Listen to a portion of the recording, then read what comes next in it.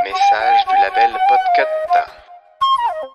Salut à toi, jeune auditorice. Oui, ce n'est pas le podcast que tu as lancé qui est actuellement dans tes oreilles, mais je vais être court. Je suis Julien, je fais partie du label Podcut comme le podcast que tu écoutes, et nous venons de lancer une série documentaire sur les fraudeurs et les fraudeuses qui s'appelle Fraudster. Si cela t'intéresse, n'hésite pas à nous retrouver sur ton application de podcast préférée, sur le site du label podcut.studio et sur Google en tapant Fraudster Podcast. Voilà, je te laisse. Des bisous. Bonsoir et bienvenue dans le Dr Watt, le podcast qui vous parlera de Dr Beige. Jamais, au grand jamais de rhinopharyngite, tiens. Non mais, vous voulez pas fermer la porte, ça fait courant d'air. On avait dit Barcelone, je suis pas habillé pour ça, moi. On y est à Barcelone, c'est juste que c'est Noël, j'ai loupé une sortie. Oh, ça va. Si t'es pas content, t'auras qu'à prendre la console la prochaine fois. Oh, regardez, une crèche. Oh, bah, y a pas encore de bébé parce que c'est la veille de Noël, forcément, hein, mais y a les parents, y a l'âne, le bœuf, l'ange, et... Oh, mais c'est quoi cette figurine dégueulasse qui nous montre son cul? Et oh, ça, c'est le Caganer, d'accord? Le Castagnère? Non, le Caganer. En fait, c'est un personnage typique catalan, il fertilise la terre, alors c'est pas dégueulasse, d'accord? Et comme mon arrière-grand-mère disait, mange bé, caga forte. Ah bah, alors c'est une tradition, bon. Bon allez, je me caille, tout le monde à bord! On rentre! Non, attendez, on a perdu de vue. Ah bah bravo, il est passé où encore celui-là? Je crois que j'ai une idée. Pomme, tu m'accompagnes? Ouais, j'arrive. Eh les filles, qu'est-ce que vous faites là? Vous voulez du Touron? C'est vachement bon dans le café. Ma mère elle s'en sert pour faire des glaces à la vanille, c'est trop bien. Ah Zou, ça fait 1 heure qu'on te cherche partout. Bah quoi on a un épisode enregistré. Allez, dépêche-toi. Non, allez, on pas rentre, l'oreille. là. Bonsoir et bienvenue parmi nous dans notre Tardis virtuel. Nous sommes heureux de vous retrouver pour un épisode de circonstance. C'est Noël! Bah voilà, grâce à Doctor Who, nous allons profiter de la fraîcheur de Noël en plein milieu de cette canicule horrible. On enregistre le 25 juin, il fait très chaud. Je fonds. Sauf chez moi. Je colle. Bah, moi non plus, il fait pas si chaud. Hein. Gna gna gna gna gna gna gna. Moi, il fait 32 degrés dans mon appartement. Qu'est-ce qu'il y a? Donc vous les avez tous entendus se plaindre. Nous sommes toujours en compagnie de Audrey, Coucou. Pomme, Hello. Zu, Salut! Nimp Hello. Et toi? et votre présentateur favori, Grand Poil Laurence Boccolini. Ouais. Il y a Nagui qui vient? Merci. Bref, trêve de plaisanterie, passons au frais. Zu, c'est toi qui vas nous présenter cet épisode. Ok, alors, c'est un épisode spécial de Noël qui s'appelle The Christmas Invasion, ou l'invasion de Noël, comme par hasard. Ouh, c'est logique. Oui! Il a été réalisé par James House et scénarisé par Russell T. Davies. Cette fois, nous n'avons plus le 9e Docteur, mais le 10e Docteur, incarné par David Tennant. Enfin. Oui, accompagné cette fois de Rose, joué par Billie Piper, de Mickey, joué par Noel Clarke, et de Jackie, Tyler, joué par Camille Corduri. Alors, qu'est-ce qui se passe à Noël? Le Tardis atterrit tant bien que mal dans la résidence de Rose à Londres, pile poil, justement pour le réveillon, au plus grand plaisir de Jackie et Mickey. Mais un bonheur n'arrivant jamais seul, le docteur fraîchement régénéré tombe dans le coma, et des extraterrestres menacent d'envahir la Terre. Bon. Comment est-ce que Rose, Jackie et Mickey vont-ils sauver leur alien préféré, et puis le reste de la planète par la même occasion, peut-être avec l'aide d'anciens alliés, mais j'avais déjà trop dit, allez voir cet épisode et on se retrouve dans 1 heure, parce qu'il est un tout petit peu plus long. Merci Zu pour cette petite présentation. On va se faire un petit tour de table pour réussir à convaincre un auditeur de regarder cet épisode. Ce nouveau docteur va-t-il faire pencher la balance? Allez Pomme, commence. Je ne l'avais pas vu cet épisode depuis très longtemps. Je pense qu'il fait partie des épisodes que j'ai dû voir 1 ou 2 fois, en fait, et pas plus. Et en fait, il est vachement bien. Je regrette de pas l'avoir revu plus souvent. Il y a évidemment David Tennant, donc Ten, le 10e Docteur, qui se présente, donc il va bien présenter son nouveau personnage, en quoi il est pareil et différent du Docteur de la saison d'avant. Il y a des méchants, il y a des gentils, il y a des alliances, des alliances, je sais pas, il est très complet et il a été super galère du coup à résumer en full spoil parce que il est très complet justement. Donc j'avais toujours l'impression que tout était important. Ce qui est pas entièrement faux. Ah mais du coup bon, c'était pas facile. Eh ben, Voilà. on repassera à ton tour pour ce résumé complet. Zu, qu'en as-tu pensé?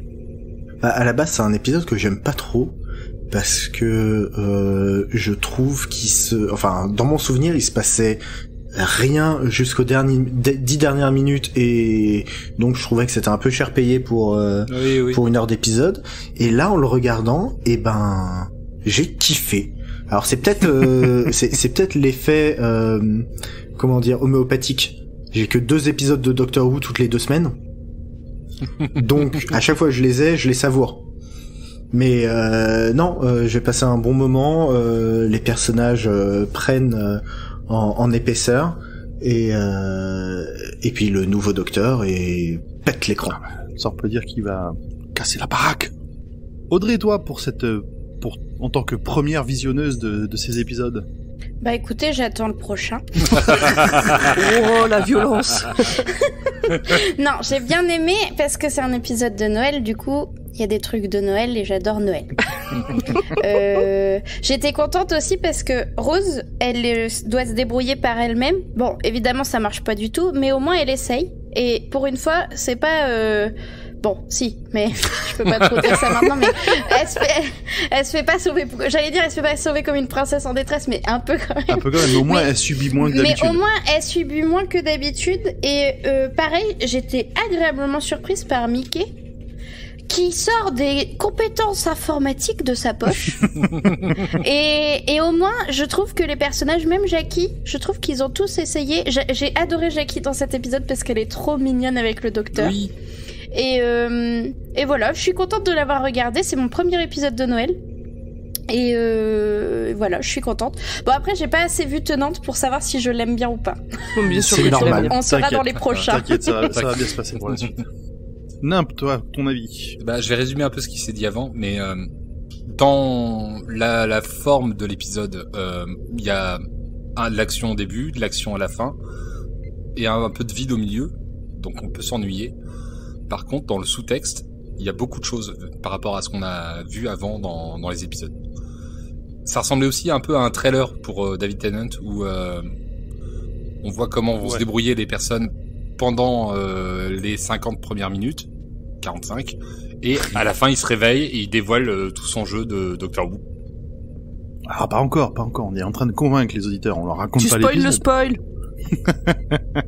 Pardon. Merci de ton avis, merci Nimp, ça ira, ça passe pour cette fois.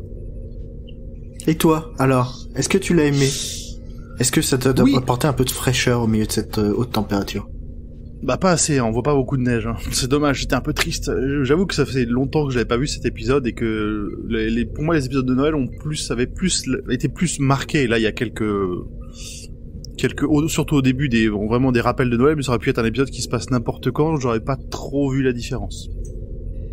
Et pour moi c'est un épisode qui a un peu des fausses promesses, il y a un peu une petite déception.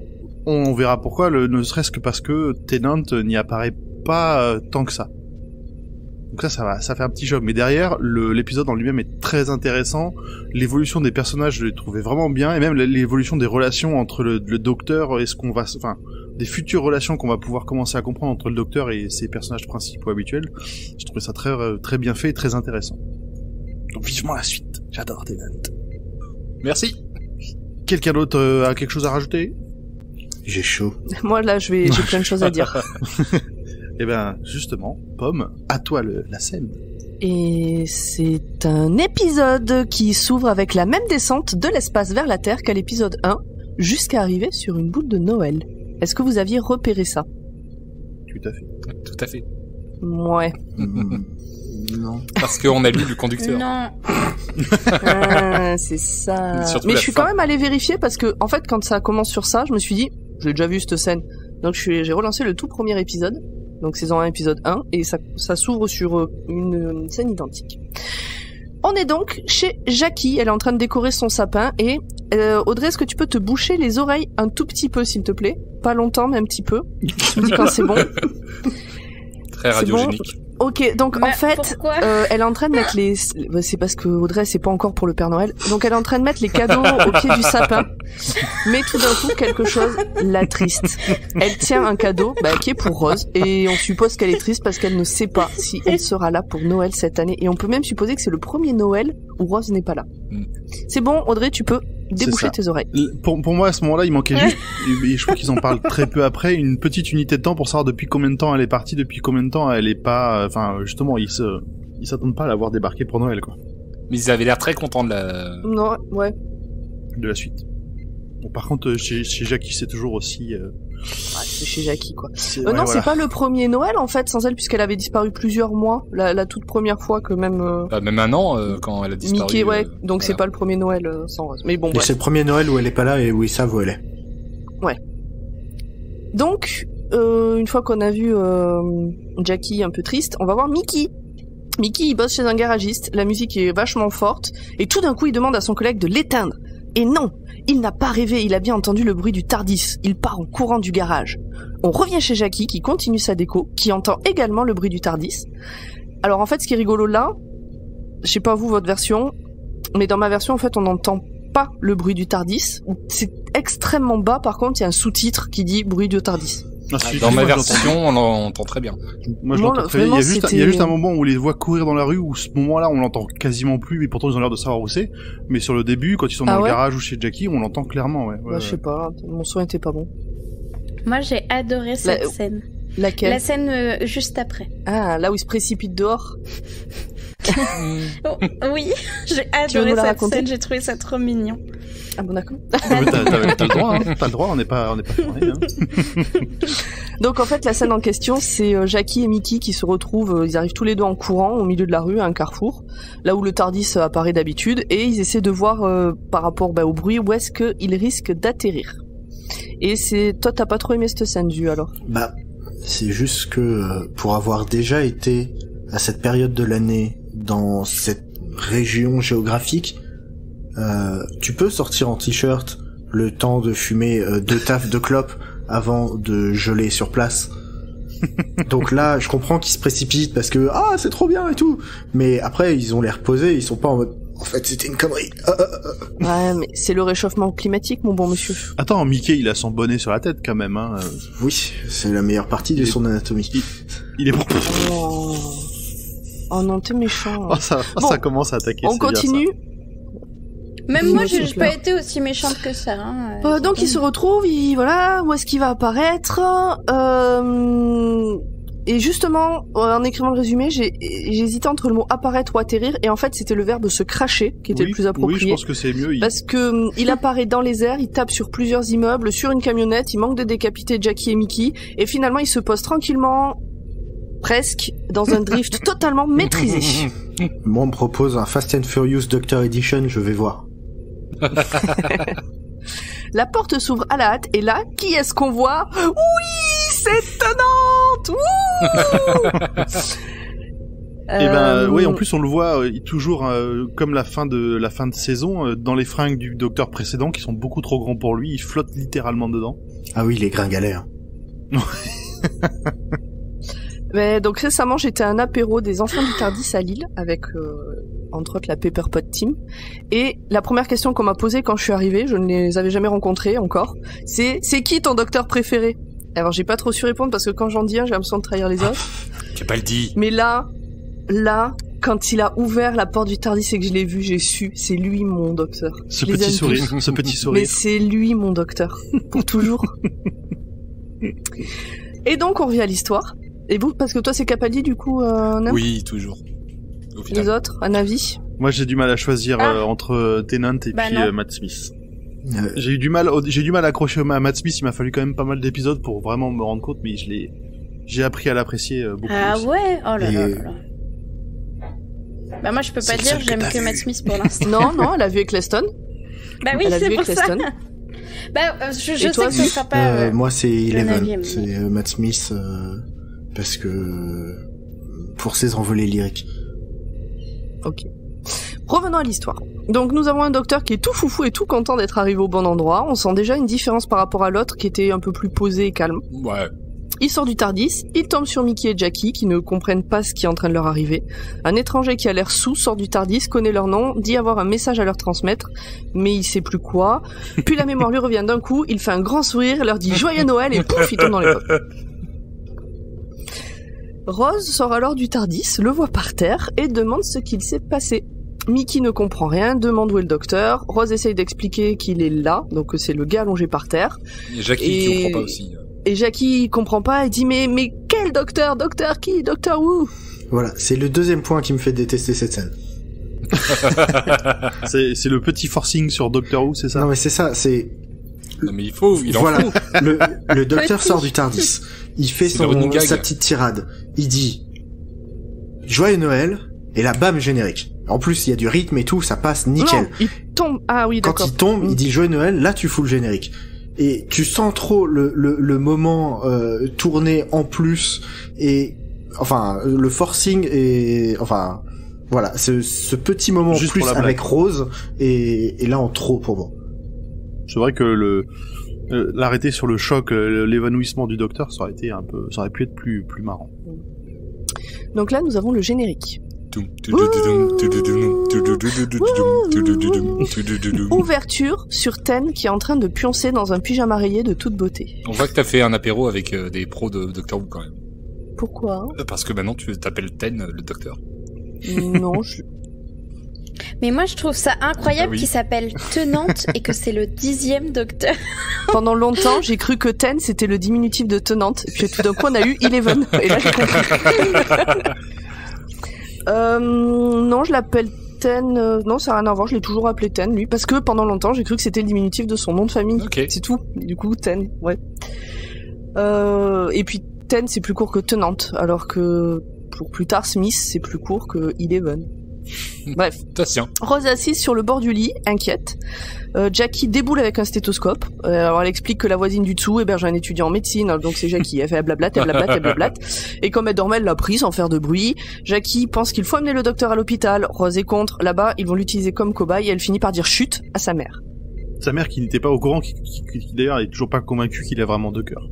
Oui. Ce petit moment où... Oh, Et ce chut revient... Il y avait déjà eu Mickey quand ils essayaient d'écouter le TARDIS qui avait dit chut. Là maintenant c'est Rose et ça reviendra plus tard.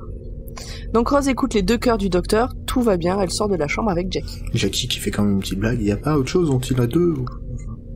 oui, c'est ça. J'ai Oui. pas fait gaffe. Oui, une petite blague. Qu'est-ce qu'il y a d'autre en double? Ouais, voilà, c'est ça.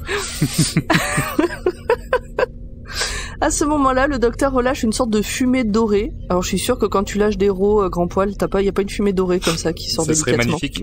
Je préfère vous prévenir que non. Pas du tout. Donc c'est une fumée dorée très jolie qui sort par sa bouche et qui s'envole par la fenêtre et traverse l'espace avec la petite musique du docteur qui va bien et qui met des frissons à chaque fois qu'elle commence.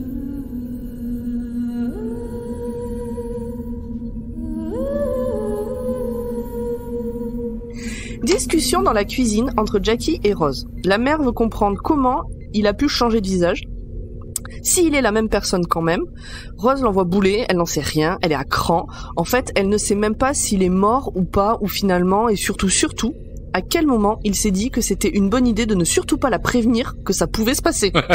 Moi, honnêtement, perso, je comprends pas. Bah en même temps, je pense qu'il avait pas prévu de crever et que vu le temps qui lui restait, il avait pas non plus le temps de lui expliquer tous les tenants et les aboutissants d'un Time Lord, quoi. On est à 10, c'était 9, ça fait 9 fois qu'il se régénère. À un Ouais, moment ça. donné, il le sait. Ouais, est-ce qu'il a vraiment envie de parler de sa mort? Je suis Un pas convaincu petit que ce petit. soit- Ah, faudrait que je te prévienne. On fait des trucs dangereux. Il peut arriver que un jour tu me vois plus avec la même tête. Moi, Moi, ça me ça- choque pas. Pour moi, c'est pas un truc qui arrive dans la conversation naturellement. Mais non, que tu le dises pas au tout début, mais là, il Et au vit moins au troisième, énormément quatrième encart, d'aventures. quoi. Mais c'est ça. Non, mais Enfin, en plus, c'est très clair qu'il y a les aventures. C'est ce qu'on avait déjà dit, il y a les aventures qu'on voit, et puis il s'en passe plein entre deux qu'on voit pas. Donc quand même, non. je sais pas, à partir du Moi, ça moment me... où Ce manque de communication ne me va pas. à partir du moment où t'expliques que si tu meurs, il y a pas de problème, t'es comme un lézard, tu repousses, la personne qui est avec toi va peut-être un peu moins s'inquiéter. Spoiler. Bah ouais. Eh bah... Mais bon, bref. Rose, elle aimerait revenir à des choses plus sérieuses. À qui est le pyjama d'homme que porte sa mère? Oui. Alors c'est un certain Howard, il se fréquente depuis un mois et oh là là, il y a Harriet Jones à la télé. Rose n'écoute plus du tout sa mère et va voir ce qui se passe. D'ailleurs, En même temps, il y a Jackie Harriet Jones est à un la peu télé. vexée. Et Harriet est devenue première ministre. Bravo. Prime Minister. Elle est trop bien, Harriet. Elle est trop bien, Harriet. J'adore Harriet Jones. Donc en résumé, tout le monde est foufou dans la télé parce qu'une sonde spatiale va atterrir sur Mars en ce soir de Noël. Oui.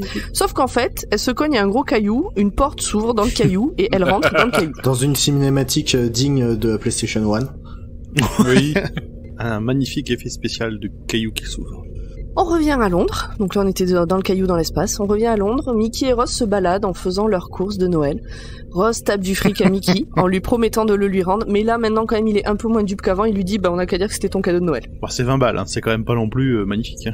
Oui, mais bon, avant il aurait juste dit tu en veux t'en veux 20 de plus. Donc Rose déblatère sur la vie dans le TARDIS et s'engueule un petit peu avec Mickey qui en a marre là, qui aimerait bien que on arrête de parler du TARDIS, du docteur et qu'on se concentre sur le fait qu'ils sont là tous les deux ensemble et que ça va bien. Et ouais, mais c'est une bonne Comme scène, je d'hab, trouve, quoi. pour Mickey parce qu'il joue mieux que ce qu'on a pu voir dans des épisodes précédents. Ah mais à partir de la saison 2, il est beaucoup plus convaincant. mieux. Ben Rose elle est quand même inquiète pour le docteur, Mickey en a marre, c'est ce qu'on vient de dire, il aimerait pouvoir passer un moment avec Rose. Et bon, allez, Rose, elle est ok. Mickey commence donc à lui raconter sa vie, mais très vite, elle ne l'écoute plus, un peu comme elle a fait avec sa mère, mais en plus discret. Parce qu'autour d'eux, il y a des Pères Noël qui jouent de la musique et ils semblent étranges. Ils ont un masque D'ailleurs, de Père Noël. Ils ont un masque de Père Noël, Et ouais. ils la fixent en permanence. Et ils semblent se rapprocher aussi à un moment donné, d'ailleurs, ils se rapprochent. Et après un silence, parce qu'en fait, je sais pas si vous avez fait gaffe, à ce moment-là, il y a de la musique, et puis tout d'un coup, il y a un silence. Et là, ils arrosent tout le monde avec des lance-flammes et des mitraillettes. Les pires assassins du Ça monde. m'a rappelé un peu ouais, c'est ça. Mais ça m'a un peu rappelé la sensation des mannequins du tout premier épisode aussi, les otons là qui Oui, c'est vrai. tout en plastique qui avançaient, qui disaient rien et qui avaient juste des armes sur eux quoi. Oui, c'est vrai, ouais. Ils commencent à arroser dès qu'ils ont un point. Ouais, c'est ça. Mais ils arrosaient avant, enfin, s'ils s'étaient pas arrêtés pendant 15 secondes à juste la regarder, ils la dégommaient du premier coup, je veux dire. C'est ça. Non, elle l'avait déjà repéré. Et je trouve qu'ils tirent un peu au Oui, hasard. je vois ce hein. que tu veux dire. Oui, c'est Stormtrooper à Ah oui, l'intérieur. ils arrosent. Vraiment. Ils arrosent. Par contre, on va arrêter de parler d'arroser parce que j'ai vraiment très chaud. Donc, Rose a bien compris qu'ils en ont après eux deux en particulier, que c'est pas la foule, quoi, c'est vraiment eux deux. Mais Et ils ils partent arrosent. en courant. Voilà, ils montent dans un taxi. Et pendant ce temps, un des Pères Noël se prend un sapin sur le haut du crâne. Donc Rose essaye d'appeler sa mère pour la prévenir, mais en vain, parce que comme d'hab, Jackie, elle est au téléphone avec une copine. Non, mais tu te rends compte, elle est rentrée, elle m'a même pas dit combien on était pour dîner. Hein. Non, mais c'est Lorsque vraiment, Mickey- je suis pas Ouais, méprisant. Non, quoi. c'est ça. Non, mais c'est toujours un cliché ambulant, Jackie. Non, mais t'as fait une voix quand même. Oui, bah, j'ai une mère aussi que j'appelle pas toujours pour aller dîner. Non, Désolé, mais maman. soyons honnêtes. Jackie, elle est au téléphone avec sa pote pour dire ça. Ça serait à l'heure actuelle. Bah, elle aurait juste envoyé un texto, mais parce qu'on le fait tous. N'importe quelle maman qui a une ado qui débarque avec des gens sans prévenir, elle va envoyer un message maintenant à ses copines en disant putain, machin, fais chier. C'est possible. Mais en 2006, beaucoup moins. J'ai pas Ben encore non, c'était d'ado. plutôt le téléphone. T'es pas encore une maman? Bon, bah, je serais un con pareil. Hein. Bref, donc, lorsque Mickey et elle arrivent enfin chez Jackie, elle est au téléphone avec la copine, c'est ce qu'on disait. Et elle refuse de partir de l'appartement le soir de Noël. Il y en a marre, là, de courir partout. Pareil, elle veut passer un Noël avec sa fille posée. Tout d'un coup, Rose remarque quelque chose dans un coin de la pièce. Le sapin n'est pas le même que le matin. Et personne ne sait d'où il vient. C'est magique. Oui, C'est ça. Ben, puis alors, Rose a si, fait un ils critique en expliquent jet que- d'observation Personne ne aussi. parce que- s'inquiétait de rien. J'avoue. C'est vrai que pour une fois qu'elle se détecte un truc qui va pas. En même temps, elle vient de voir des Pères Noël lui tirer dessus au lance-flamme, elle a- alors peut-être qu'elle se méfie de tout maintenant. Donc c'est pas que c'est magique. Jackie explique que c'était devant sa porte et qu'elle pensait, comme Rose était en train de faire des courses, elle pensait qu'elle l'avait fait livrer. Ok. Donc à ce moment-là, les trois se mettent à côté, là, regardent le sapin et ils se transforment en toupies tueuses. Rose et Jackie, alors là, ouais, c'est vraiment magique cet effet spécial du tapin, du du tapin. C'est le du Sapin sapin magique. toupie, quoi. C'était le tapin tueur. Ouais, mais alors pour le coup, moi, c'est le genre d'effet spécial qui fait tellement Doctor Who. Oui, bah c'est Oui. ça, c'est kitsch à Tous les mort. jours. C'est Mais c'est De toute ça. façon, c'est ça ou Beyblade, hein, donc... Donc Rose et Jackie vont essayer de réveiller le docteur, mais en vain, pendant que Mickey tente de retenir le sapin tueur en vain également. Décidément. c'est à ce moment-là où le sapin il passe au travers d'une cloison et qu'on voit la forme du sapin pile poil. Oui, Mm. c'est juste après. C'est trop beau. En fait, tout le monde est confiné dans la chambre où il y a le docteur, et Rose tente alors le tout pour le tout, et elle murmure « Help me !» à l'oreille du docteur, qui se réveille d'un coup, bam, il s'assoit dans son lit, bzzt, le sapin qui est donc en train de défoncer le mur, comme tu viens de dire, tombe, il le bzite avec son Sonic Screwdriver, il se lève, il enfile une robe de chambre, et il va sur le balcon. Alors pourquoi il avait le Sonic Screwdriver quand même? C'est juste que Rose a eu la présence d'esprit de choper le tournevis Sonic et de lui mettre dans la main. Non, mais tout l'épisode, elle nous étonne, hein, cette Rose. Tout Vous l'épisode. êtes médisant avec elle. Hmm. Donc sur le balcon, en bas, devant l'immeuble, il y a les Pères Noël de tout à l'heure. Le docteur leur montre son tournevis et ils partent direct. Tu l'as vu, mon gros tournevis. Et là, Il se il- téléporte. Voilà, il Oui. nous offre un très beau moment de nostalgie, car il se téléporte exactement comme les Power Rangers. Je m'en souvenais pas. Donc le docteur explique qu'il s'agit là de poissons pilotes. Il essaye de demander quelque chose à Jackie parce que de nouveau il est un peu faiblard. Et Jackie, là, elle se met à débiter une quantité de propositions incroyables parce qu'elle essaie de deviner ce que veut le docteur. Donc il y a cette scène où ils sont très proches au niveau des visages. Le docteur qui est en train de tomber parce qu'il est en train de faire un malaise et qui dit Jackie, I need. Et l'autre derrière, vous voulez quoi? À manger, à boire, des croissants, du paracétamol, Une bonne de la soupe, de trucs. Et vraiment, À un moment, il dit même de la soupe, une très grosse soupe. Une Ça bolinette. m'a hein. fait beaucoup rire. et au bout d'un moment, le docteur arrive à dire que vous la fermiez. Et elle répond que c'est vraiment le docteur. Bah oui. Il a pas changé. Il a pas changé tant que ça. Donc c'est la 3e fois que Jackie se prend un ta gueule dans la face. Alors que elle essaye juste elle d'être est gentille, adorable. quoi. La blague était un peu longue, j'ai trouvé. C'est vrai, moi ça, ouais. Pour moi, elle a duré une éternité, quoi. Je voyais ce qui se passait, ça Bah oui, mais trop longtemps. je pense que c'est fait exprès. C'est le malaise s'installe de plus en plus pour qu'à la fin, elle prenne un petit taquet. On retourne dans l'appartement. Ross s'occupe du doc qui a l'air fiévreux, donc le doc Docteur Who, hein. Et il tombait dans les pommes de bord. Oui, ouais. Et Mickey ramène son ordi. Alors c'est un ordi portable ce coup-ci, pas le gros ordi de l'année d'avant. On est en plein dans la modernité pour l'époque. Exactement, c'est un ordi portable. Et Jackie regarde les infos. La sonde qui a été... Donc ce qu'on voit aux infos, c'est que la sonde a envoyé des images. Et il s'agit de vie extraterrestre. Et ils font peur. Les humains sont persuadés qu'il y a de la vie sur Mars et ça semble hostile. Effectivement, ils ont pas l'air gentils. C'est un délit de faciès. Nous revenons sur Harriet Jones et le scientifique qui est en charge de la sonde. Et il se retrouve, en fait, il se retrouve au sein de UNIT. Donc UNIT, je rappelle que ça n'existe pas dans la vraie vie. Mais où Qui l'as-tu est avec appris moi ça? pour croire ça. Je l'ai appris grâce à un très bon podcast qui s'appelle Dr. Watt. Dans Ah. l'épisode... Aliens of London, Voilà. C'est lequel d'ailleurs? C'est le 4 ou 5? le 4. Le 4. Donc Harriet Jones et le écoutez le scientifique en charge de la sonde se retrouvent au sein de... Pas d'ASMR. Quoi? J'ai dit ne fais pas d'ASMR parce que c'est très désagréable. Je le ferai plus. Arrête, on a dit. Oh là là. Je suis fatiguée. Vas-y, reprends, ne t'inquiète pas. Tout va bien. Donc... Ah ben non, mais c'est dommage, on a dit des trucs. Oui, mais on garde. Donc allez, on T'inquiète, reprend, je suis là. On dit n'importe quoi, là on reprend. Donc Harriet Jones et le scientifique qui est en charge de la sonde se retrouvent au sein de UNIT pour parler de tout ça. Donc la vie extraterrestre, etc. La com officielle, c'est qu'il s'agit d'étudiants qui ont voulu faire les malins. Et là encore, on retrouve... C'est un clin d'œil au tout premier épisode. Les étudiants qui se sont déguisés en trucs en Et plastique. oui. Je trouve qu'il y a plein de raccords entre cet épisode et le tout premier. On est sur le même schéma. On en est au 3e raccord pour moi. Ce qui est impressionnant, c'est que Harriet Jones a l'air d'être vraiment bien au courant. Enfin, le scientifique est surpris qu'Harriet Jones soit au courant de tout ça. Elle en parle de manière plutôt casual, Oui. quoi. Non, mais il paraît qu'il y a une loi Ouais. qui l'interdit de publier son autobiographie. Ouais. J'ai trouvé ça génial. Mais vous parlez d'Alien comme si c'était banal. Une loi interdit à ce que je publie mon autobiographie. Et à côté de ça, à chaque fois qu'elle arrive, elle sort sa carte et elle se présente et tout le monde, et il y a ce running gag merveilleux des gens qui, on sait qui vous êtes.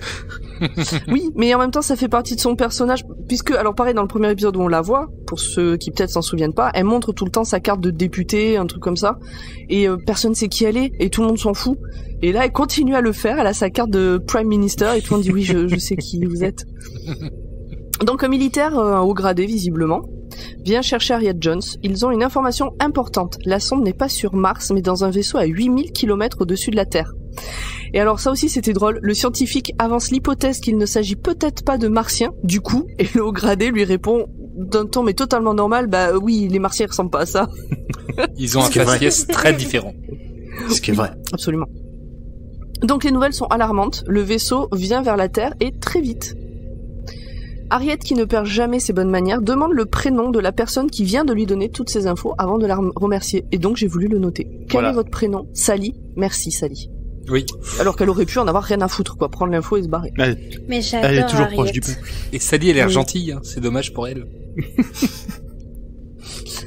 On la revient. Donc, on revient chez Jackie. Sauf si vous avez des choses à dire en plus, parce que j'avance un peu vite. Mais Alors, peut-être juste si, je crois que c'est, alors j'ai un léger flou, c'est peut-être là qu'elle mentionne déjà Torchwood. Je suis pas sûr que qu'elle, pour la première Oui. fois, elle mentionne Ah, qu'elle est au putain. courant de Torchwood. Oui, c'est... Non, si.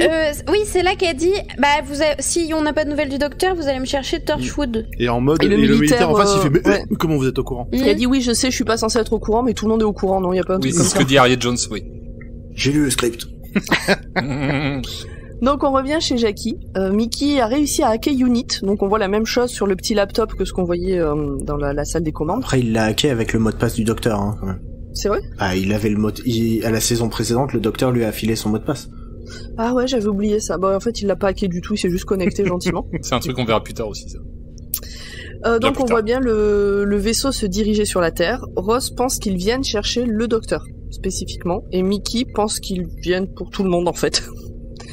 C'est alors qu'il capte une communication dans une langue incompréhensible. Donc on le voit chez Unit, on le voit aussi sur le petit écran. C'est la même communication. Et donc on lance le traducteur, c'est une sorte de Google Trad, c'est Unit Trad. Ouais, mais a priori, c'est quand même ça prend vachement du temps. pratique. C'est magique, mais ça prend du temps.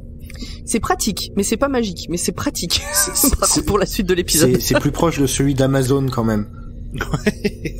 Ah, je pour sais le pas, là, je doublage. pourrais pas le... C'est- Donc Rose, de son côté, elle comprend pas pourquoi le TARDIS ne fait pas la traduction, puisque d'habitude, on l'a vu plein de fois, il n'y a pas besoin d'avoir une machine qui traduit. Il fait de la télépathie avec les voyageurs qui sont à son Ouais. bord. Il traduit directement dans la tête. Et donc elle pense que ça vient du docteur qui est mal en point. Comme le docteur est mal en point, le TARDIS est peut-être aussi mal en point. C'est parce qu'il s'est réveillé trop tôt. Dans sa régénération. Dans sa Ah régénération. oui, d'accord. Quand le sapin Oui, a oui, attaqué. Oui. Et donc on retourne sur le docteur qui est en train de grelotter. Voilà, il est dans son lit grelotte. Le vénard. C'est ça. Lui, il pionce. Mais il a l'air mourant. Oui, grelotte surtout. Et il a froid surtout. Le bâtard. Alors chez Unit, c'est relou, parce qu'il y a les États-Unis qui veulent prendre le contrôle de la situation, et c'est quelque chose qui revient régulièrement dans Doctor Who. Ouais. Et là, Harriet Jones, elle les envoie bien chier. Et à chaque fois que les États-Unis veulent prendre le contrôle de la situation, ça se passe mal. Donc là, ils y arrivent même pas. Harriet Jones, elle est pas d'accord, et elle dit d'ailleurs à son secrétaire de bien répéter au chef des États-Unis qu'elle pense qu'il ne veut pas déclencher une guerre là maintenant. Alors, De non, son côté, le traducteur... Oui. non, je crois, alors, attends, j'essaie de me souvenir, il me semble qu'elle dit plutôt elle utilise des termes plutôt en, je ne veux pas que ça devienne une guerre par leur faute. Un équivalent de ce genre-là. Pas, parce que justement, elle les juge comme étant Ouais. des militaristes finis, mais pas juste qu'elle va dire ça, Ah, je il l'ai pas y avait une, compris ça comme ça. revient au final au même, hein, mais elle avait une tournure de phrase légèrement différente. Ah non, sur ce ça côté-là. revient pas au même parce que moi, la manière dont je l'avais compris, c'est les États-Unis ne veulent pas rentrer en guerre avec l'Angleterre. Ah oui, non, pas du tout. Ah non, par Moi, c'est contre, comme ça non, que je l'ai c'est- compris. Là, c'est vraiment qu'elle veut D'accord, pas ok. que eux transforment les communications et le premier Oui, contact d'accord. avec les aliens en une guerre entre eux et nous. Ok, ce qu'on verra plus tard dans d'autres épisodes. Donc de son côté, le traducteur rame un peu parce que c'est pas si simple. Hein. Bon. Non. Les journaux TV tournent en rond par manque d'infos. Ça, on a l'habitude. C'est C'est- 2006, 2019, c'est la même. C'est BFM, Jackie- BFM qui attend c'est devant ça. une prise d'otage. Jackie essaye de réveiller le docteur qui grelotte toujours et le vaisseau est à 5 heures. Le vaisseau des méchants. Ariane Jones est à court d'idées. Elle demande au militaire, au gradé, s'il a eu des nouvelles du docteur. Il n'en a pas eu. Il veut savoir si la rumeur qui dit que Harriet l'a déjà rencontré est vraie. Elle confirme, mais là, il a échoué. Elle propose de faire appel à Torchwood. Non, tu vois, c'est là. Elle n'est pas censée être au courant. Ouais. Mais là, faut arrêter de faire des ronds de jambes. On sait que ça existe. Et donc, Harriet ordonne qu'on les appelle. La traduction est là, ça y est. Et c'est pas joyeux. Est-ce que quelqu'un veut la lire? Je l'ai mise mot à mot, comme c'était dans mes sous-titres. Tu veux que je te la fasse? Allez, vas-y. Votre peuple deviendra du bétail. Vos maîtres seront les Sycorax, car nous sommes des Sycorax et non pas de stupides martiens. Nous vous avilirons, nous vous ravirons votre terre, vos minéraux et vos métaux précieux. Ou vous vous soumettez, ou ils mourront tous. Les Sycorax sont forts, les Sycorax sont puissants. Les Sycorax sont des rocs. Ils mourront tous. Oui, pardon. Qu'est-ce que t'as dit? Non, j'ai dit ils mourront tous, mais pour l'instant, on sait pas ce que ça veut dire. On sait pas. C'est bizarre. Donc le scientifique, justement, il soulève le point que les Sycorax ont dit ils mourront tous, et pas vous mourrez tous. C'est bien un anglais, quoi. Il rencontre des aliens et lui, il se soucie de la grammaire. Mais de qui parle-t-il donc? Et donc Ariane Jones envoie un message sur Terre. Alors, elle envoie un message aussi au Corax. Est-ce que tu veux le faire, Audrey? Tu veux être Ariane Jones? Oui, vas-y. D'accord.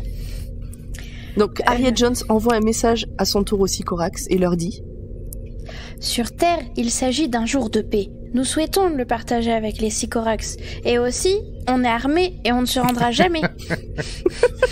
C'est le... Audrey le prend... Je le fais très mal, Ariane. Non, Audrey le prend vraiment pas mal, mais quand tu le gant dis de c'est fer, mignon, la main de c'est fer pas... dans le gant de fer. Ariane Jones, alors que Audrey, c'est la main la main douce velours, dans un... La main de velours dans un gant de velours. On retourne chez Jackie. Le docteur et Jackie pioncent. Rose les regarde.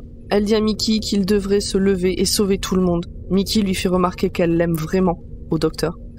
Et elle se contente de lui faire un câlin. Oui, c'est mignon. Ouais. Mais alors, du coup, là, tu sens elle fait le câlin au docteur ou à Mickey? À Mickey. D'accord. Mais tu sens que Mickey, bon voilà, il se doute depuis longtemps que lui il est out et que tout est pour le docteur, mais là, enfin voilà, il lui dit clairement, il dit mais tu l'aimes lui, il fait, oh, c'est un peu ça. Et elle lui fait un câlin un peu comme on fait un ami en fait, je pense. Ouais, c'est pas faux. Ou un frère, ou voilà. Ou un compagnon de galère. Ouais, voilà, mais pas un amoureux. Le soleil se lève sur Londres. Les Sycorax ont eu le message et envoient une réponse visuelle qui ne semble pas pacifique du tout. Honnêtement, à ce moment-là, il y aurait eu un gros fuck à l'écran. C'était c'est peut-être l'équivalent en Sycorax. Hein. Peut-être.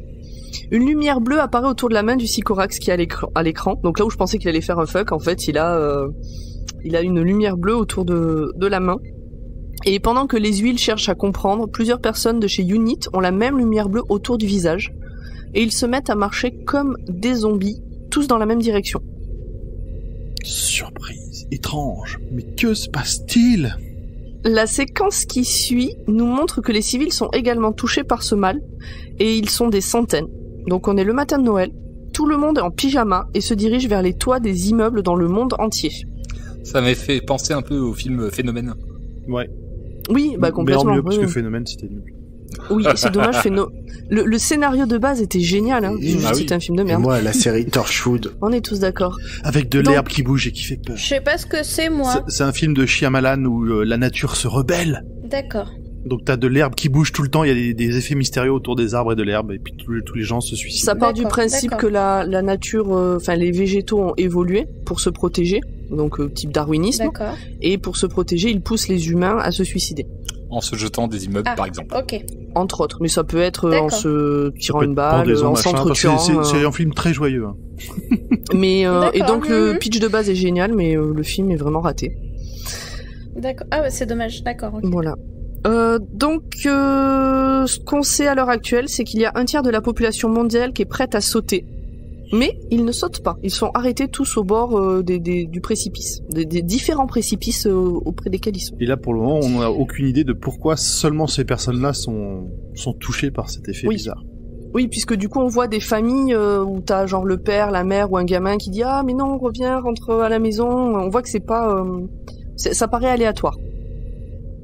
Donc Rose elle est démoralisée parce que pour elle il n'y a que le docteur qui peut la sauver, mais c'est comme s'il avait disparu. C'est plus le docteur là, le machin dans le lit qui grelotte. Pendant ce temps, dans le QG de Unit, le scientifique comprend par une déduction super abusée que toutes les personnes prêtes à sauter sont de groupe sanguin A+. Et ça correspond à l'échantillon qu'il a placé dans la sonde spatiale envoyée plus tôt dans l'épisode. Pourquoi déduction super abusée? Ah mais regardez, ce ne sont jamais des familles entières. C'est jamais un mari et une femme. C'est ça. C'est le père et les enfants, ou la mère et les enfants, mais jamais le père et la mère. Non mais genre tu peux pas avoir des enfants si t'es A+, tu peux pas avoir des enfants avec quelqu'un qui est A+, également. Il y a des risques. Ça n'a pas de sens. Il y a plus de risques. Pour le coup, c'est vrai, si t'as des groupes sanguins identiques, tu peux avoir t'as plus de risques d'avoir les grossesses sont à risque.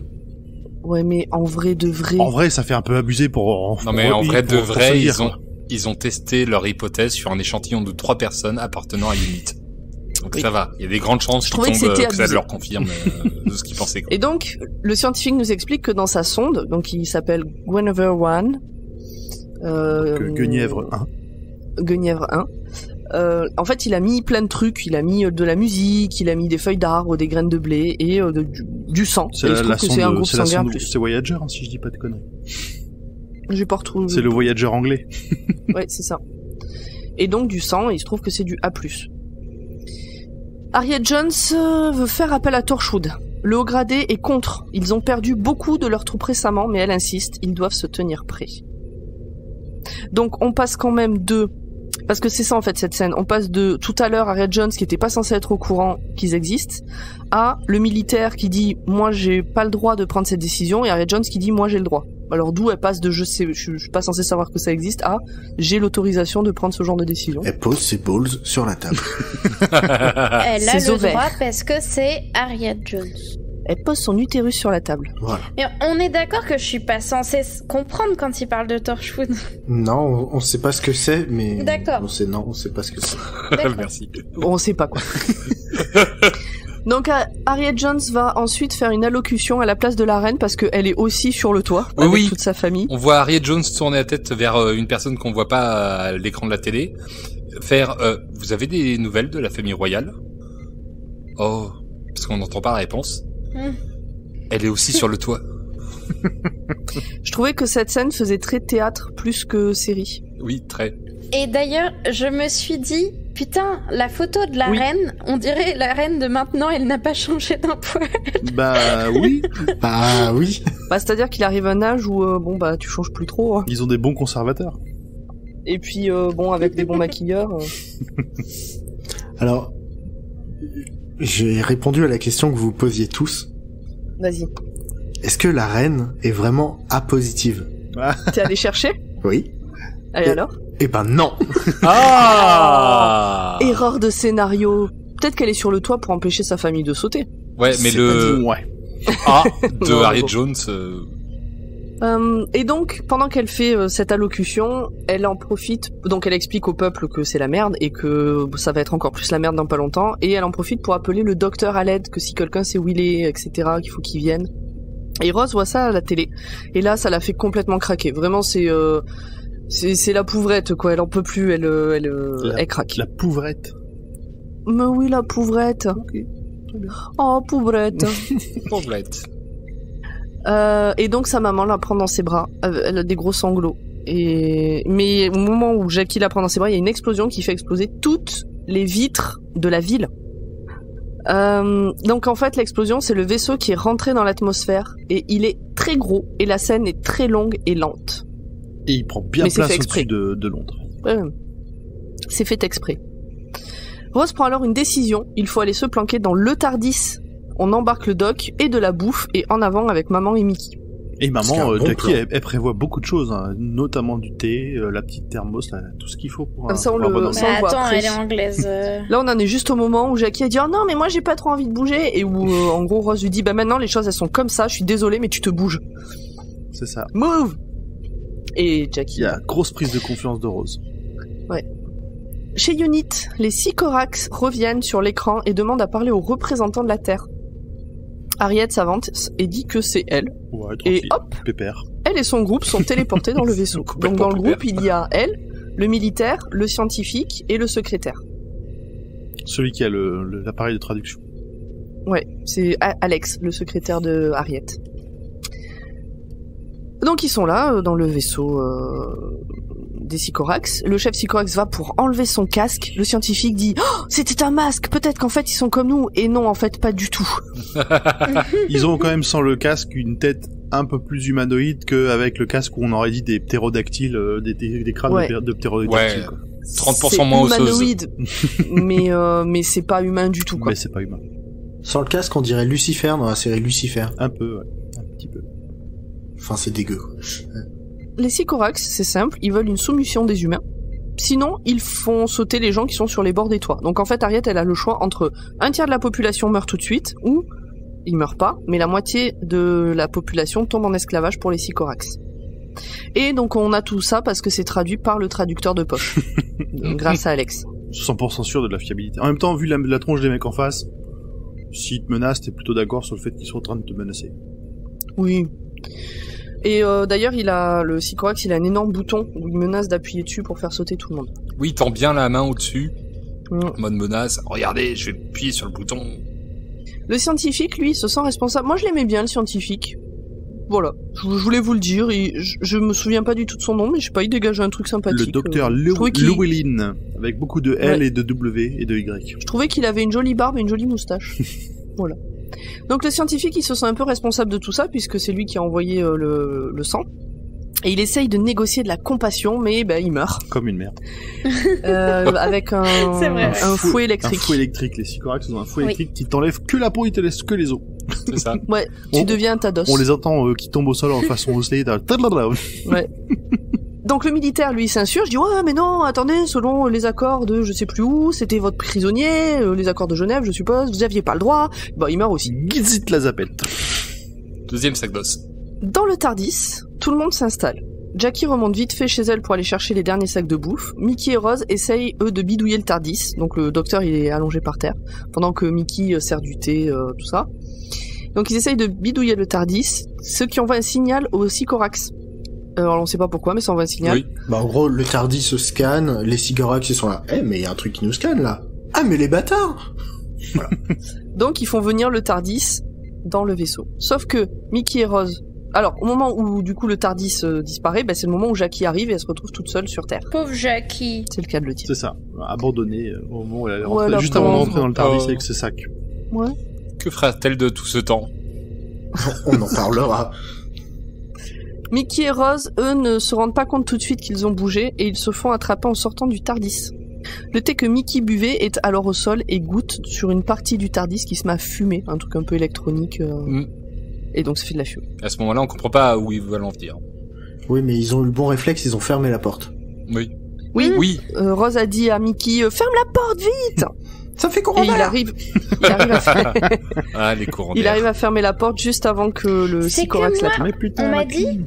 Oui, le Tardis, il change en fonction du docteur. Mhm. Mais Oui. bien sûr. Mais là, le Tardis, il est comme avant. Alors l'intérieur peut changer, l'intérieur change en fonction du docteur, mais ça c'est pas toujours immédiat. Ah, d'accord, ok. Et je suis pas, pour le coup pour Ten, je me souviens même pas s'il change. Donc le Tardis peut changer, D'accord. mais c'est pas en lien avec le docteur. C'est comme ton thème Windows, tu peux changer le fond d'écran, et ben le docteur, lui, il peut changer son décor. D'accord. C'est comme son costume, en fait. Il va changer son décor, son costume.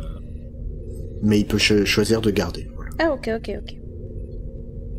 Donc Harriet et Rose sont ravis de se retrouver.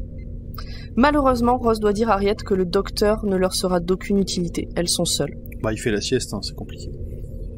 Bon, elle développe pas, juste elle lui dit ça. Rose parle avec les Sycorax, le traducteur traduit. Alors donc il fait son taf. Rose pour parler avec les Sycorax a dit que quelqu'un doit être le docteur et ce sera elle. J'ai trouvé cette phrase vraiment très très très intéressante et puis du coup enfin elle veut prendre les choses en main, elle essaye. Après Ouais. son Elle manque de conviction. Ouais, elle manque de conviction, son discours, elle utilise le nom de tous les méchants qu'on a rencontrés tout le long de la première saison, mais de manière pas très convaincante, et du coup ça fait bien marrer les Sycorax. Mais elle essaye. On peut pas lui reprocher, elle a essayé. Bien sûr. Donc voilà, elle parle, le traducteur traduit. Et quand tout à coup, les Sycorax se mettent à parler en anglais. Et s'ils se mettent à parler en anglais, alors que non, ils parlent pas anglais, ils le disent, non, c'est pas notre langue, l'anglais, nous, on parle Sycorax. Et bien, qu'est-ce que ça veut dire? Ça veut dire que le TARDIS refait la traduction. Et donc, que le docteur is alive! Ouais! Et là, il y a le petit moment kitschouille mal fait où ils vont tous se retourner vers le TARDIS en mode Oui. un peu au ralenti en regardant la porte du TARDIS qui va s'ouvrir. La porte s'ouvre. Et le voilà qui sort en pyjama. Quel homme. Avec sa petite robe de chambre. Et tout de suite, surtout tout de suite, on voit, une des caractéristiques que je trouve de celui-là, c'est cet air de confiance avec toujours le petit sourire en coin. Ah oui, et cette mèche. Qui est cette mèche folle. Tout à fait. Et il dit, je vous ai manqué? Oh oui. Le Sycorax, il fait un coup de fouet, mais Tenante arrive à l'arrêter et à jeter le fouet. À main nue. Facile. À main nue, grâce à sa robe de chambre, je pense. Robe de chambre magique. Et en gros, il leur dit de se taire. Et puis il dit bonjour un peu à tout le monde. Hey, Harriet, hey, Mickey, machin. Et puis il voit Rose, il lui dit, il faut que je te demande quelque chose. À quoi je ressemble? Est-ce que je suis mieux qu'avant? Et il dit, surtout, est-ce que je suis roux? Alors Rose lui dit, non. Et là, tout le monde s'attend à une grosse vanne sur les roues. Et mais pas du tout. J'étais en pré-malaise. Tu sais, genre, non, mais il a pas genre de vanne, mon Docteur Who, d'habitude. C'est plutôt et en fait, inclusif. non, il dit, mais je voulais être roux, allez, j'ai jamais été roux. Et puis, tout d'un coup, il s'en prend à Rose, en mode gratos, et puis il s'arrête de lui-même, fait, oh, c'est dur ce que je viens de dire. Donc il dit, je suis un docteur qui est dur et pas roux. Oui, il cherche un peu sa personnalité à ce moment-là. Oui. Et il va le répéter assez souvent à partir de ce moment-là, qu'il sait pas qui il est peut-être ci, peut-être ça, donc on va vraiment avoir... Mais d'ailleurs, il y a le Sycorax qui lui dit, en gros, on revient à nos trucs, là. Et il dit, oui, d'accord, alors le Sycorax s'énerve, il dit, mais qui êtes-vous? Et le docteur qui répond, mais je ne sais pas! J'en sais rien! J'adore tellement.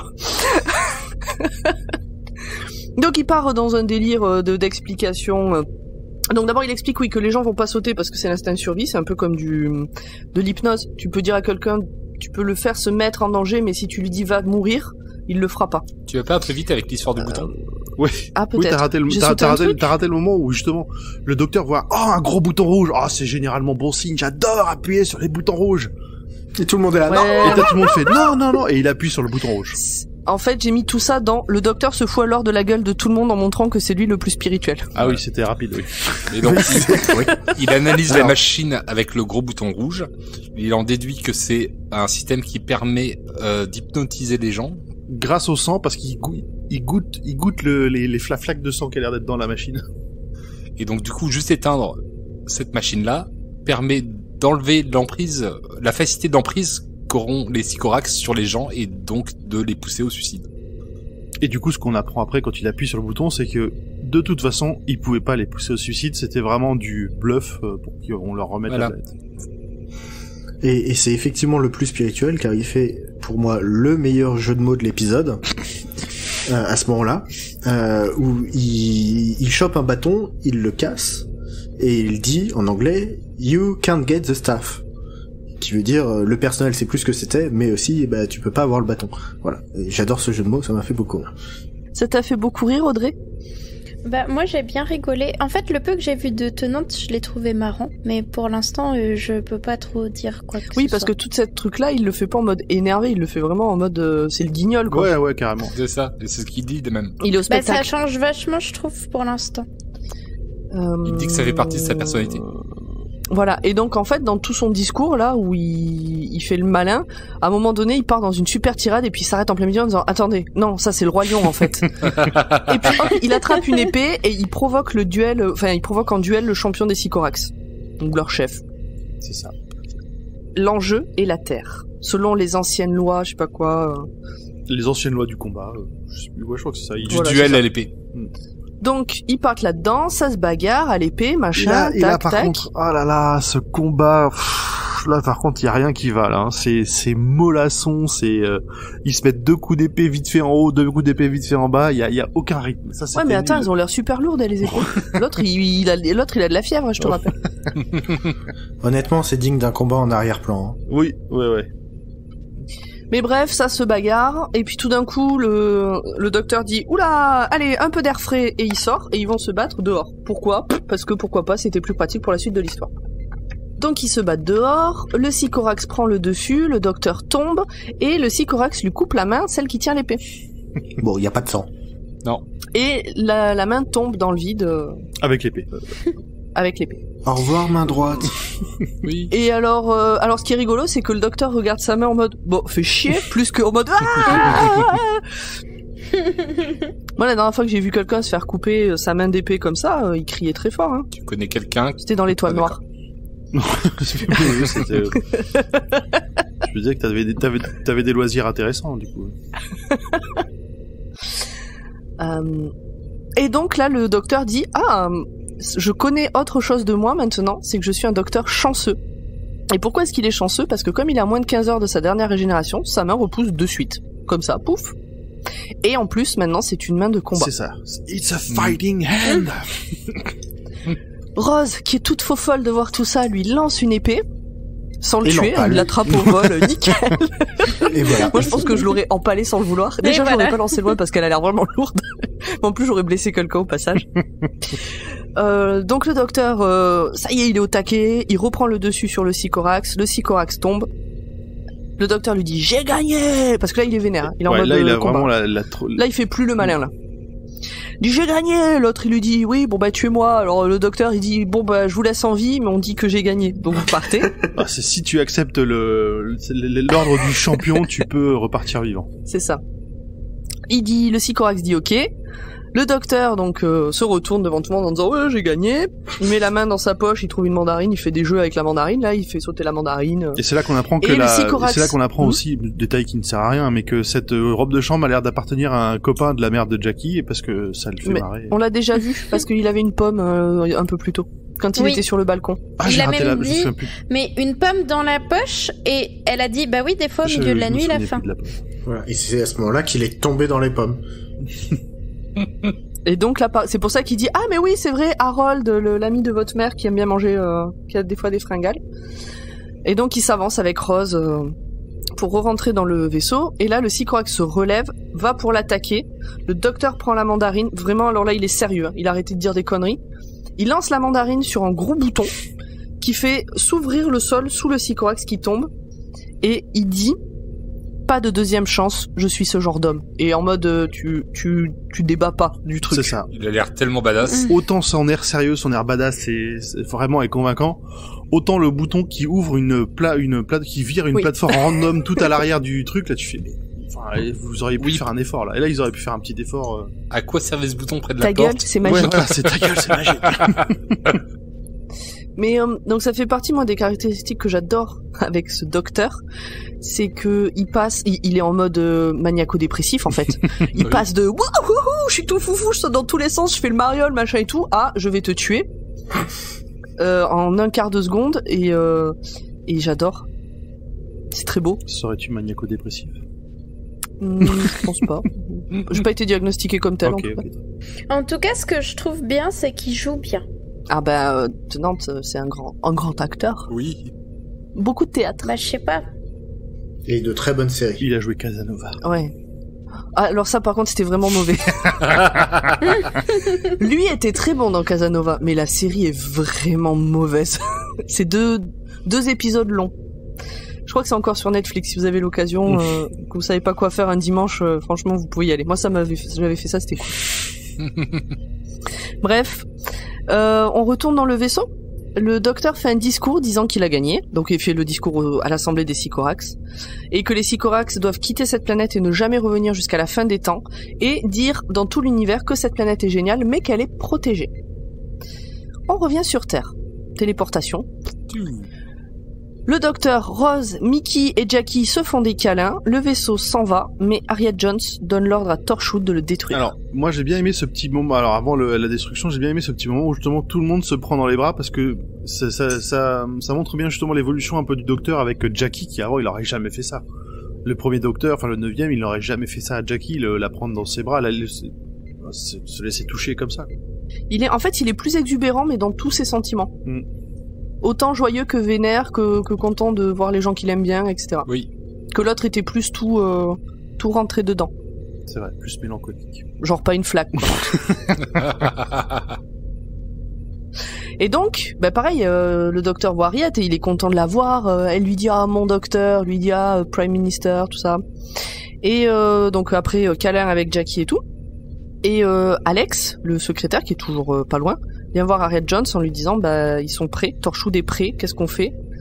Et Harriet, en fait non, j'ai oublié, il y a eu une discussion avec le docteur et Harriet. En fait, donc le docteur et Harriet discutent et Harriet demande au docteur s'il y en a beaucoup des comme ça. Ah oui.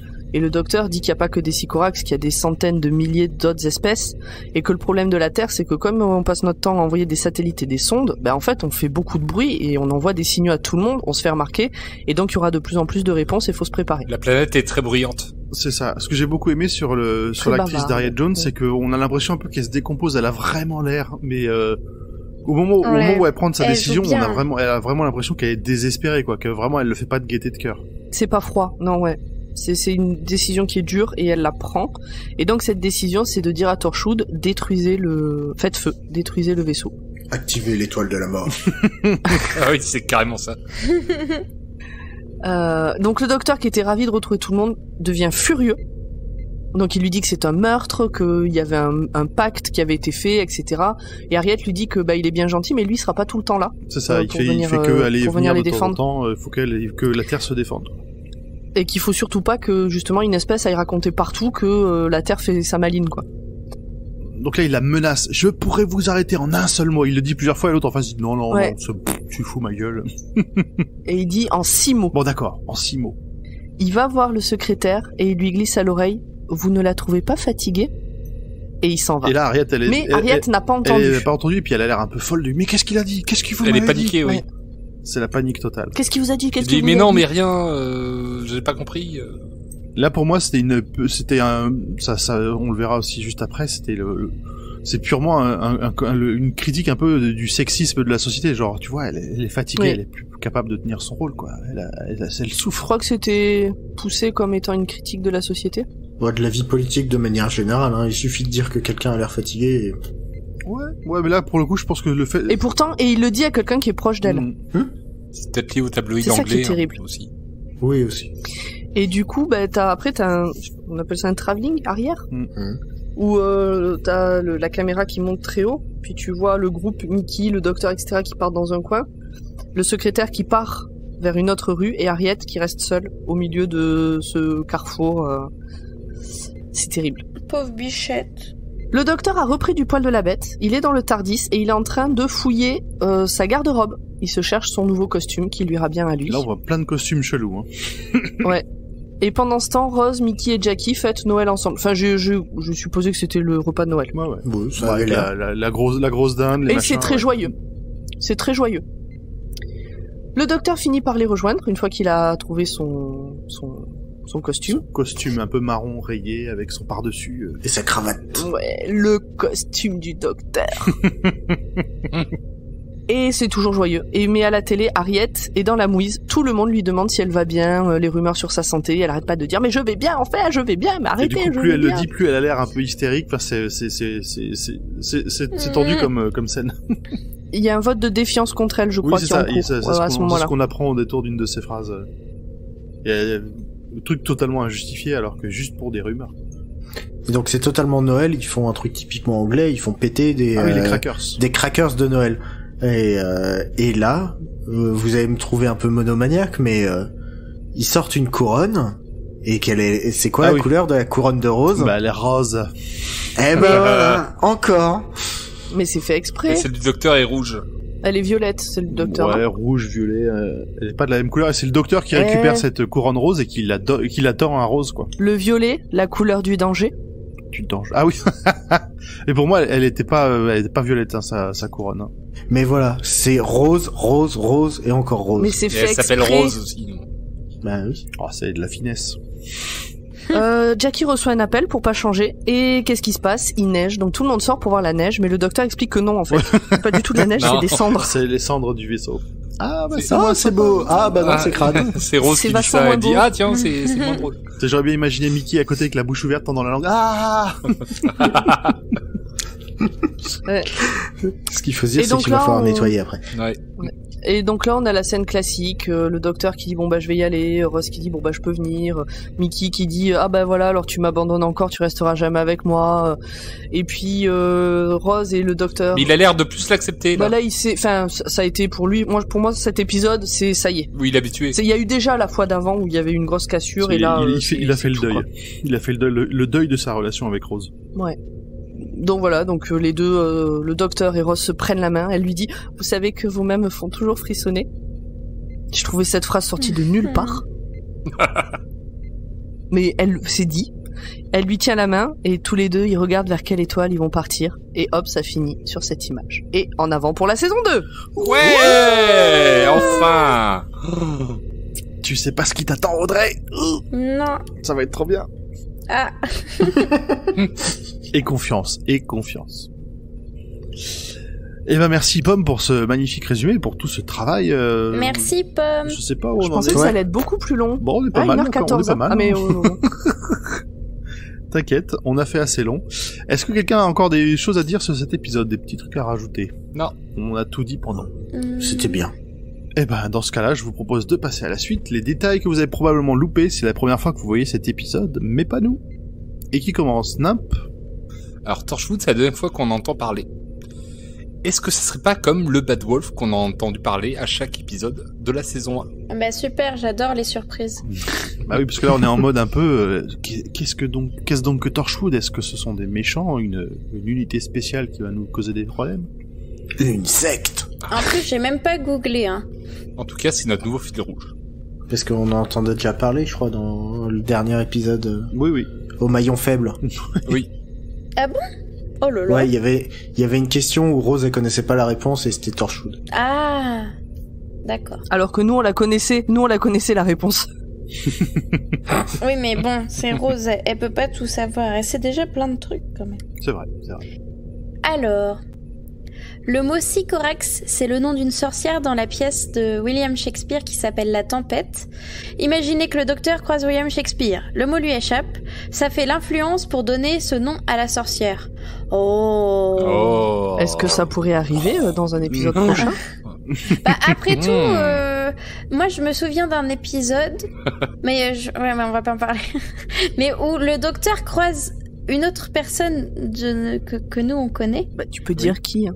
Bah, Van Gogh. Ah, l'épisode avec Van Gogh. Et je crois que c'est mon épisode préféré, hein, mais. Ah, je comprends. Il mais est magnifique. Mais ça peut pas être mon épisode préféré puisque je n'ai pas vu David Tennant. Bah, de ceux que tu as vus. De ceux que j'ai vus, c'est mon épisode préféré, clairement. Mais n'en parlons pas trop, on va se le garder Oui. pour la saison. Oui. Dans pardon. 2 ans, du coup, à peu près. Oh. Alors, souvenez-vous, quand les Sycorax ont téléporté le TARDIS avec Rose, Mickey et le docteur dedans, Jackie était restée dehors. Est-ce qu'elle s'est tourné les pouces tout le long? Eh bien non. Elle se fait embarquer à la Tour de Londres par le 3e docteur qui voyage avec Joe Grant et un Mac Yacht. Elle se dira que le docteur s'est encore régénéré et pensera même que Rose et Mickey se sont régénérés également, à force de voyager avec le docteur. Mais non, c'est le 3e docteur qui répond à l'appel au secours de Harriet Jones par inadvertance. Ah. Il se fera d'ailleurs emprunter un peu d'énergie pour permettre au 10e docteur, Tennant, de compléter sa régénération. La pauvre Jackie en même temps. Oui.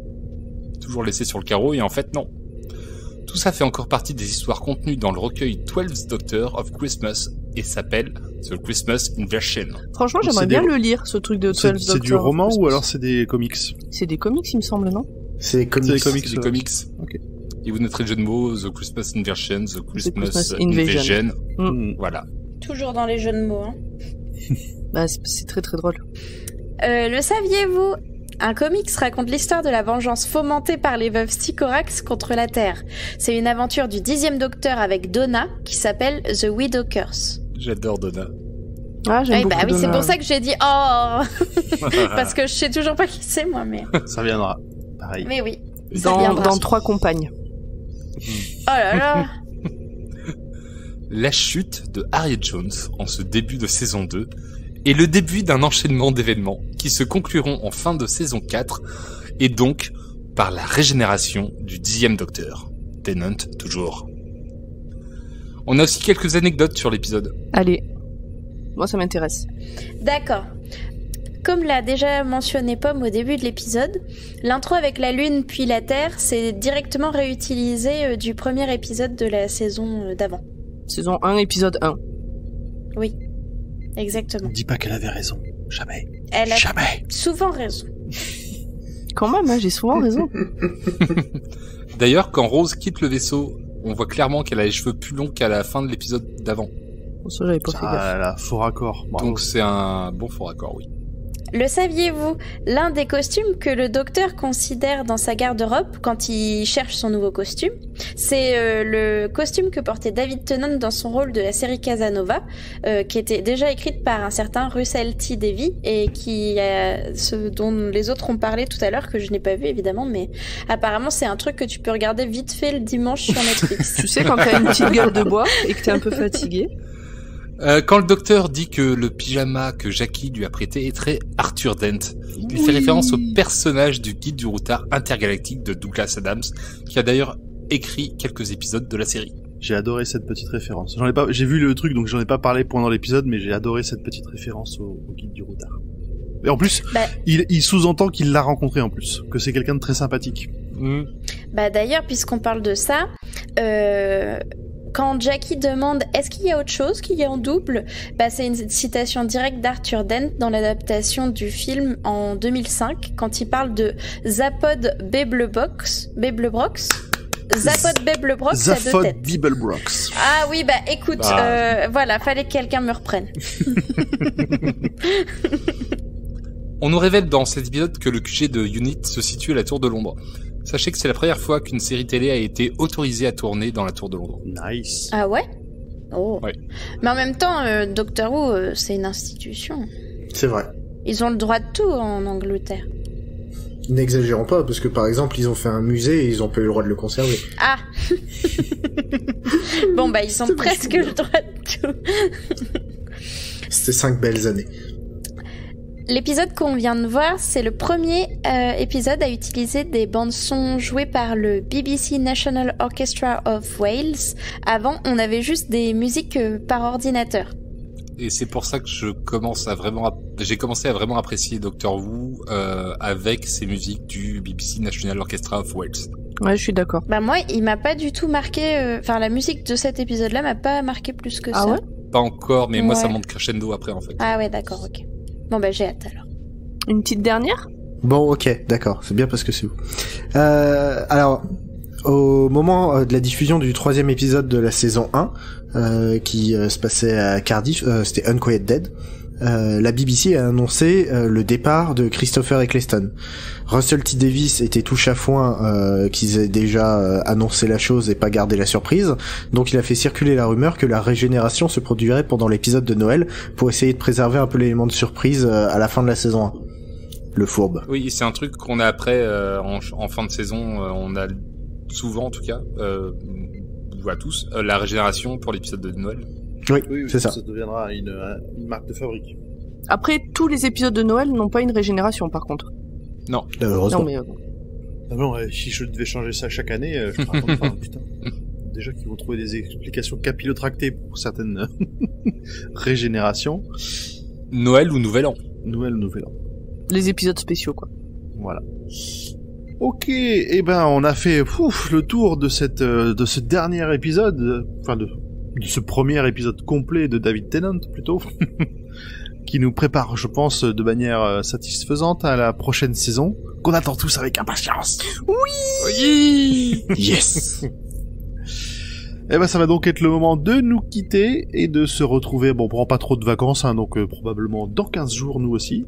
Ah oui, hein. Je peux faire une reco podcut Vas-y.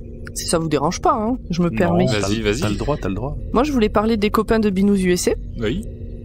Parce que j'ai écouté juste avant que nous on enregistre, j'ai fini d'écouter leur épisode 64 sur la Parish Envy DDH, je sais pas comment on dit. Bref, l'épisode 64. Et tout l'épisode est top, et rien que pour les dernières minutes, il faut écouter cet épisode parce que c'est très drôle. Il y a un nouveau tube de l'été qui est en... Il y a un nouveau tube de l'été de l'hymne de Podcut, notre label. Donc déjà c'est cool, Binous USA, mais en plus là c'était particulièrement top.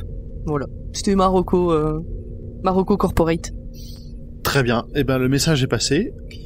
Comme d'habitude, si vous avez des questions, des remarques ou envie de nous laisser un mot, vous pouvez nous contacter sur Twitter @drwatt_pod ou sur Instagram @drwatt.pod. Et donc, comme on vient de le dire, on fait partie du label Podcut dans lequel vous pouvez retrouver de nombreux autres, 22 pour être précis, podcasts de qualité. D'ailleurs, oui, 22 podcasts de qualité, et nous soutenir sur Patreon, patreon.com/podcut. Eh bien, il ne nous reste plus qu'à vous souhaiter un joyeux Noël et à se retrouver dans 2 semaines. Oui, joyeux Noël. À bientôt.